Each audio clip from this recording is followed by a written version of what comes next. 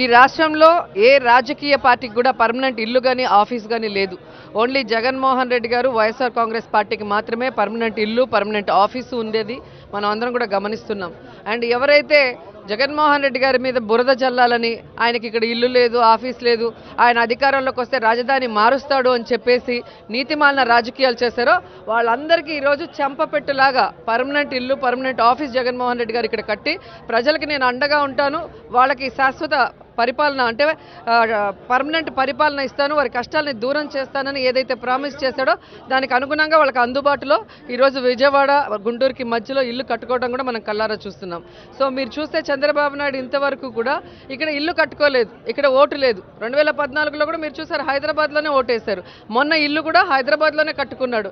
అంటే ఎవరు ప్రజల్ని అభిమానిస్తున్నారు, రాష్ట్రాన్ని అభివృద్ధి చేయాలనుకుంటున్నారు అనేది ప్రజలకు ఇప్పటికే అర్థమైపోయింది.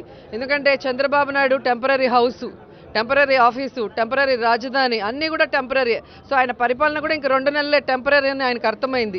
ఎలాగో ఈ ప్రజలు మనని ఓడిస్తారు, మనం ఇక్కడ నుంచి హైదరాబాద్కి చెక్కేయచ్చు అని హైదరాబాద్లో ఇల్లు కట్టుకున్నాడు. కానీ జగన్మోహన్ రెడ్డి గారు గతంలో ప్రజలు ఓడించినా కూడా చంద్రబాబు నాయుడు మాయలో పడి ఆయన మోసాలకి ఆయన వాగ్దానాలకి నమ్మి ఇలా చేశారు.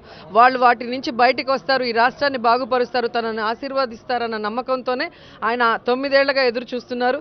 ఈరోజు ఇక్కడ పర్మనెంట్ ఆఫీసు ప్రజలకి అందుబాటులో ఉండేదానికి ఇల్లు కూడా కట్టుకోవడం జరిగింది.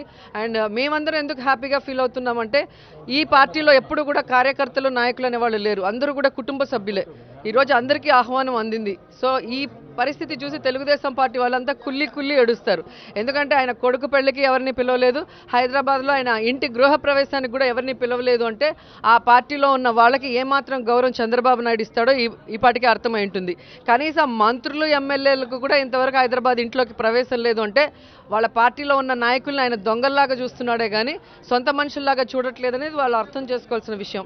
ఈరోజు రాజధాని మీరు చూస్తే రియల్ ఎస్టేట్ వ్యాపారంతో దోపిడీలు చేసుకోవడానికి తన బినామీల్ని ఉసిగొలిపి ఆయన కొడుకు దోచుకొని హైదరాబాద్లో దాచుకుంటున్నారే కానీ ఇక్కడ ఎవరైనా పర్మనెంట్గా ఆఫీసు కట్టాలి, పర్మనెంట్గా ప్రజలకు అందుబాటులో ఉండాలి, వారి సమస్యల్ని దూరం చేయాలన్న ఆలోచన వాళ్ళకి లేదు.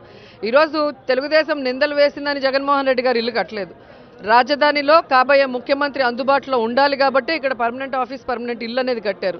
కానీ ముఖ్యమంత్రిని చేసిన తర్వాత కూడా చంద్రబాబు నాయుడికి ఈరోజు ఇల్లు కట్టాలని, ఆఫీస్ కట్టి ప్రజలందరికీ అందుబాటులో ఉండాలన్న ఆలోచన లేకపోవడం దురదృష్టకరం.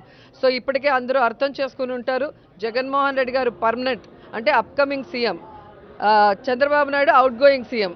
అంటే ఆయన టెంపరరీ అనేది ఇప్పటికే అర్థమై ఉంటుంది. ఇలాంటి వాడిని ఇంటికి పంపించడమే కరెక్ట్ అనేసి మనం కూడా డిసైడ్ చేయాలి.